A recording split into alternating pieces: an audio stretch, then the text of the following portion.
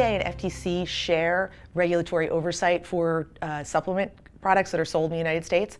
FDA is responsible for ensuring product safety, the accuracy of labels, and all manufacturing and good manufacturing practices. FTC, on the other hand, is responsible for ensuring the advertising for dietary supplement products is accurate and not misleading. To provide that sort of assurance, FTC expects manufacturers to have solid data substantiating any claims they have. So if you say this has a clinical benefit of X, there needs to be a study supporting that with your product or a very similar product. With regard to FDA's role, they have some interest in that, but they're more concerned with assuring that the claims for a product, particularly a supplement, don't cross over into what they consider drug claims. More recently, what we see is what I call regulation by warning letter, where the FDA will challenge a dietary supplement ingredient either because they think it's not natural or because it wasn't in the food supply before October of 1994 and therefore should have had a new ingredient notice. And they're doing this by warning letter. It's very important that you take a warning letter seriously and that you respond to it. One of the things that we advise clients to do is, to the extent that the FDA has raised various issues, in your response, address the issues that you have already dealt with and include a planned timeline for addressing the other issues raised by the FDA. If you believe that some of the FDA's observations or the issues raised are inaccurate, that's okay, and you can address that in your response, but it's very, very important that you do so, you support your response with facts and data. You also need someone who's used to dealing with the people at FDA. Like any federal agency or any organization, there's a culture there. There are things you do and don't do. There are things you say and don't say.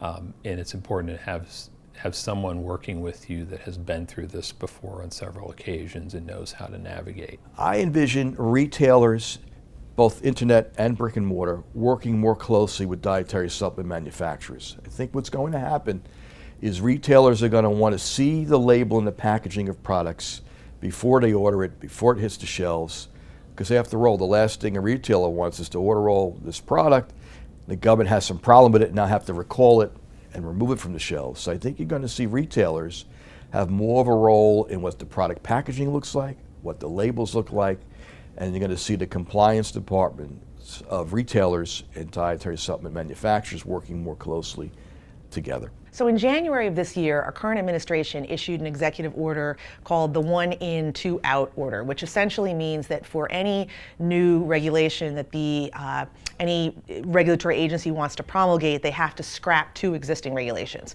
So the idea behind this is obviously that the administration wants to try to deregulate not just the supplement industry, but all of the industries that are out there right now as much as possible, and create a more pro-business climate and hopefully create a clearer path for new products to come to market.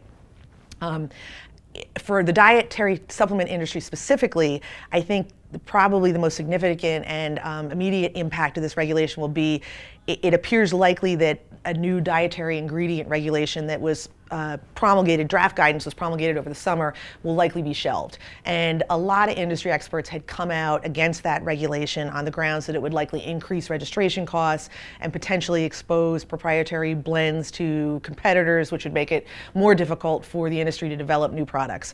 I think one upshot of all of this, one positive thing that can take place is the industry, even if the FDA is not able to promulgate new regulations, the industry should work with the FDA in order to implement new voluntary initiatives and things like that. I think it's important for consumers to be confident that their supplements are subject to a regulatory scheme and it's not just the Wild West. Quality is going to continue being a huge issue. That's not a partisan issue. People want quality products. And so I think you're going to see continued enhanced inspections of dietary supplement manufacturers to ensure the product quality. And I also think, particularly with some recent events regarding the inclusion of drug ingredients in products, people get worried when they hear that. If you have a heart medication that's actually accidentally getting into a dietary supplement, that's a huge concern, for example. And FDA is going to be continuing to monitor that. I see dietary supplement makers conducting more of their own research. A lot of what the FTC and the FDA, to a lesser extent, have complained about is the reliance on key ingredient research rather than testing the specific products themselves. And so I think you're going to see more dietary supplement manufacturers sponsor research where they conduct scientific studies of their specific products. And that's going to candidly entail needing advice on how to design these studies, both legally and scientifically, to have the appropriate protocols in place.